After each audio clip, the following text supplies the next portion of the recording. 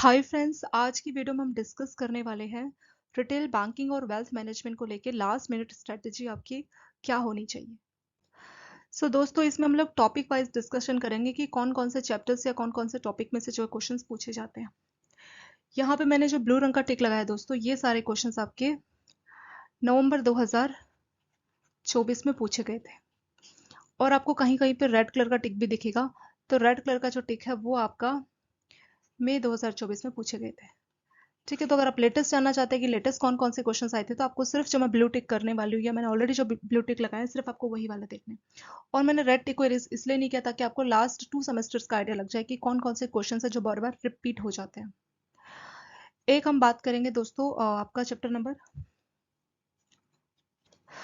Module A में जो chapter number 3 है दोस्तों, ये काफ़ी इंपॉर्टेंट है। इसकी आपको सारी वीडियोस देखनी है। ठीक है, तो हम मॉड्यूल वाइज डिस्कस करें, इससे बेटर रहेगा कि हम चैप्टर वाइज डिस्कस करें, क्योंकि कुछ मॉड्यूल्स में कुछ चैप्टर्स इंपॉर्टेंट नहीं है, तो उसको करने का दोस्तों कोई फायदा नहीं है। तो मॉड्यूल ए का चैप्टर 3 आपको ज़रूर देखना है, यही सबसे ज़्यादा इंपॉर्टेंट है इसमें। और उसके बाद अगर हम बात करें चैप्टर 3, तो चैप्टर 3 में एक तो रिटेल बैंकिंग और कॉर्पोरेट बैंकिंग में जो डिफरेंस है ना, इस डिफरेंस को लेके बहुत बार क्वेश्चन पूछा जाता है। दिसंबर में भी पूछा गया था और उससे पहले भी एक दो बार पूछा गया था। तो बहुत बार ये रिपीट कर रहे हैं कि रिटेल और कॉर्पोरेट में या होलसेल में डिफरेंस क्या होता है। तो ये काफ़ी रिपीटेड क्वेश्चन है। उसके अलावा इसी चैप्टर में आपको चार्ट आपके बिजनेस मॉडल मिलेंगे, जैसे horizontally organise, vertically organise, predominantly horizontally और प्रीडोमिनेटली वर्टिकल। तो चार टाइप के बिजनेस प्रोसेस भी आपको इसी चैप्टर 3 में मिलेंगे। वो भी क्वेश्चन बहुत बार रिपीट होता है, इसलिए मैंने आपको कहा कि चैप्टर 3 आपके लिए काफी इंपॉर्टेंट है। फिर आप चैप्टर 4 में आ जाएंगे, तो चैप्टर 4 में return on asset, return on equity, इसको लेकर न्यूमेरिकल्स पूछ सकते हैं। अगर हम लेटेस्ट बोले तो रिटर्न ऑन इक्विटी के ऊपर आपका न्यूमेरिकल पूछा गया था। ठीक है, कई बार नेट प्रॉफिट, ऑपरेटिंग प्रॉफिट, इसके ऊपर भी आपके क्वेश्चंस आ जाते हैं। तो आपके लिए बेहतर यही होगा दोस्तों, इसका भी आप पूरा वीडियो देख लीजिए चैप्टर नंबर 4। तो मॉड्यूल ए में बस आपको यही देखना है, चैप्टर नंबर 3, चैप्टर नंबर 4। फिर आप आ जाएंगे दोस्तों मॉड्यूल बी। मॉड्यूल बी में जो पहला चैप्टर है ना, मॉस्लो थ्योरी, ये बहुत बार रिपीट होता है। ये टॉपिक अपने में काफी इंपॉर्टेंट है, तो इस वाली थ्योरी को आप अच्छे से करके जाना। ये काफी रिपीटेड टॉपिक है आपका। फिर उससे नेक्स्ट जो चैप्टर आपका प्रोडक्ट डेवलपमेंट, इसमें जो प्रोडक्ट की जो लाइफ साइकिल होती है, ये वाला टॉपिक इंपॉर्टेंट है। तो ये वाले टॉपिक्स आपको इस वाले चैप्टर में देख के जाने हैं। क्रेडिट स्कोर में वैसे तो क्वेश्चन नहीं पूछा गया था, पर जनरली पूछते हैं कि क्रेडिट स्कोर क्या सही रहता है, किस रेंज से किस रेंज का क्रेडिट स्कोर होना चाहिए। ठीक है, तो इसको लेके 1 नंबर का ऐसे क्वेश्चंस आ जाता है। आपका मई में पूछा गया था, बट आपका नवंबर में इसमें से क्वेश्चंस नहीं था।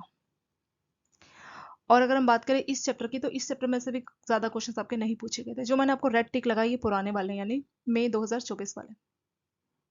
हाँ, ये जो चैप्टर है ना, इंपॉर्टेंट रिटेल असेट प्रोडक्ट, इसमें आपका एजुकेशन लोन को लेके 4-5 नंबर के क्वेश्चंस पूछे थे। तो ये जो टॉपिक है एजुकेशन लोन, ये इंपॉर्टेंट है।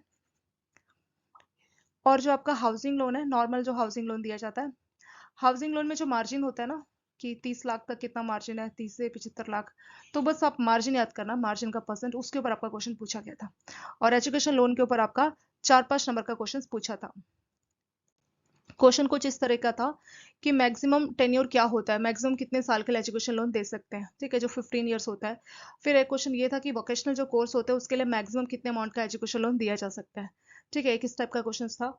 और आपका एक जैसे जो गारंटर है ना, कितने अमाउंट के एजुकेशन लोन के लिए हमें गारंटर का जरूरत पड़ता है। तो 2-3 क्वेश्चंस ये हो, और ऐसे 1-2 क्वेश्चंस और थे।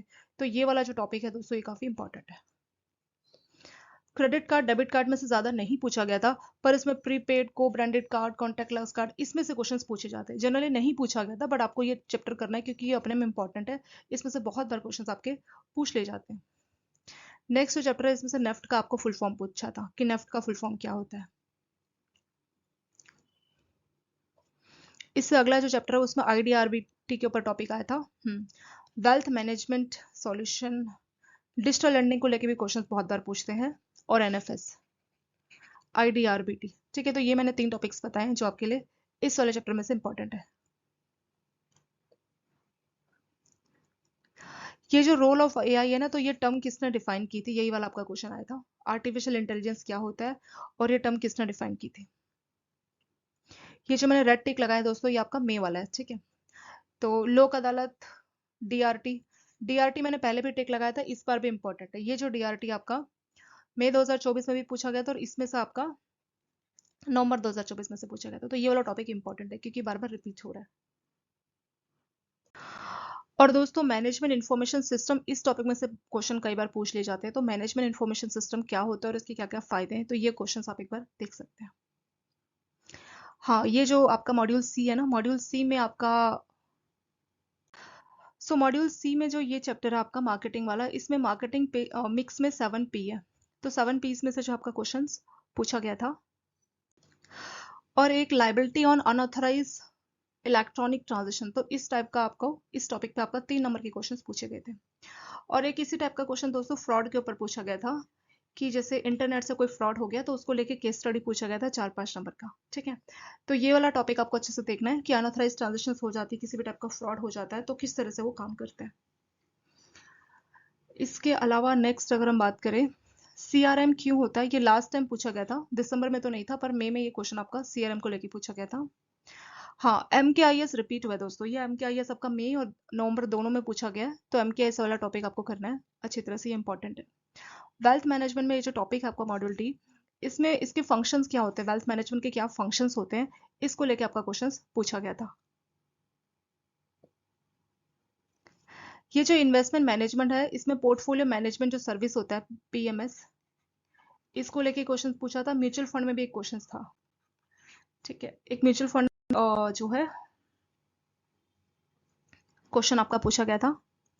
एक होता है असेट बेस्ड म्यूचुअल फंड, इस टाइप का एक क्वेश्चन था, असेट बेस्ड म्यूचुअल फंड, तो वो क्वेश्चन आपका पूछा गया था।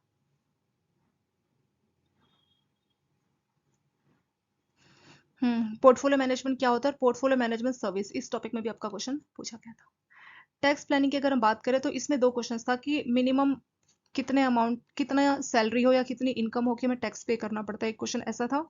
दूसरा जो कैपिटल गेन टैक्स है, इसमें शॉर्ट टर्म और लॉन्ग टर्म जो कैपिटल गेन होता है ना, short term game long gain, तो उन दोनों के ऊपर आपका कैपिटल गेन में से क्वेश्चंस आया हुआ था।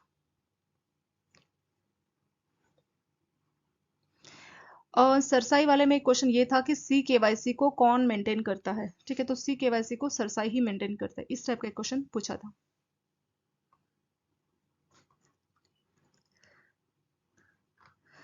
वैसे सिंकिंग फंड और रिवर्स मॉर्गेज में से क्वेश्चन नहीं पूछा गया था, पर इसमें से भी दोस्तों आपके क्वेश्चंस पूछे जा सकते हैं। ठीक है, तो ये टॉपिक भी थोड़ा सा आपके लिए इंपॉर्टेंट यहाँ पे हो जाते हैं। एक क्वेश्चन माइनर अकाउंट के ऊपर आपका था, माइनर अकाउंट के जो फीचर्स है ना, तो माइनर अकाउंट वाला जो टॉपिक है वो भी आपको देख के जाना चाहिए। स्विफ्ट का फुल फॉर्म क्या होता है, स्विफ्ट के फुल फॉर्म के ऊपर आपका क्वेश्चन पूछा गया था।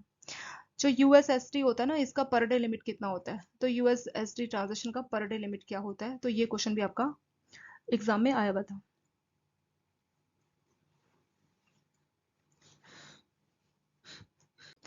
एक क्वेश्चन आपका इसके ऊपर भी था, basic saving bank deposit account BCBDA, ये टॉपिक भी आपको देख के जाना चाहिए। एक रिवर्स कन्वर्टेबल बॉन्ड करके एक टॉपिक है, तो इस टॉपिक में भी क्वेश्चंस आया गया था। एक टॉपिक है दोस्तों इंटीग्रेटेड ओम्बड्समैन 2021, इस टॉपिक में भी आपका क्वेश्चन पूछा गया था। और बैंकों का नेशनलाइजेशन किया गया था 1969 में, और फिर सेकेंड टाइम 1980 में। तो कितने कितने बैंकों को किया था, तो जब 69 में नेशनलाइजेशन हुआ था तो 14 बैंकों का, और 80 में जो है 6 बैंकों का, तो टोटल 20 बैंकों का 1980 तक नेशनलाइजेशन किया गया था। तो नंबर ऑफ बैंक्स पूछे थे कि कितने कितने बैंकों का नेशनलाइजेशन किया गया था। इंटीग्रेटेड ओम्बड्समैन में एक CEPD होता है, तो इसका क्या रोल होता है, इसके रोल के ऊपर भी आपका क्वेश्चन आया हुआ था। यही सारे जो इंपॉर्टेंट टॉपिक्स हैं दोस्तों, चैप्टर्स हैं, मैंने आपको बता दिए हैं, जो आपके नवंबर 2024 में पूछे गए थे। सबसे ज्यादा देखा जाए तो इजी होता है रिटेल, तो आपको इसमें ज्यादा परेशान होने का जरूरत नहीं है। जो चैप्टर्स और जो टॉपिक्स बताएं दोस्तों, वो आपको बिल्कुल भी स्किप नहीं करना, वो बहुत इंपॉर्टेंट है। उसके साथ आप क्या कर सकते हैं, जो जो मैंने आपको चैप्टर्स बताए उनका पूरा वीडियो देख लीजिए। पूरा वीडियो कोर्स आपको 2 हैंड्स ऐप में मिल जाएगा, या तो आप पूरा वीडियो कोर्स देख सकते हैं, अदरवाइज अगर आप चाहे तो चैप्टर वाइज मॉक टेस्ट भी आप अवेल कर सकते हैं, चैप्टर वाइज मॉक टेस्ट भी आप दे सकते हैं। और इंपॉर्टेंट क्वेश्चन आंसर्स का जो PDF है, इंपॉर्टेंट क्वेश्चन आंसर्स का जो PDF है, वो आपको 3 मंथ के कोर्स में फ्री में मिल जाएगी। तो चैप्टर्स के जो इंपॉर्टेंट क्वेश्चन आंसर्स है पूरी बुक के, तो वो मैंने आपके लिए 3 मंथ का जो कोर्स है वहां पे आपको PDF मिल जाएगी, इंपॉर्टेंट क्वेश्चन आंसर्स PDF, उन PDF को आप जरूर देख के जाना। तो ये चीज आप कर सकते हैं, जिसकी हेल्प से आपका रिटेल एग्जाम आसानी से क्लियर होगा। वैसे इसमें आपको ज्यादा डिफिकल्टी नहीं आती है, पर इन केस अगर आपको जो है हर तरीके का मतलब जैसे टाइम नहीं है, आप सारे चैप्टर्स नहीं देख पा रहे तो क्या क्या करना चाहिए, तो इसीलिए मैंने आप लोगों के लिए लास्ट मिनट स्ट्रैटेजी को शेयर किया। आई होप दोस्तों इस वीडियो को देख के आपको आइडिया लग चुका होगा कि कौन कौन से चैप्टर्स में बिल्कुल भी स्किप नहीं करने चाहिए। इस हिसाब से आप तैयारी कीजिए, डेफिनेटली आपका एग्जाम जो है क्लियर हो जाएगा। Okay friends, thank you so much for watching this video.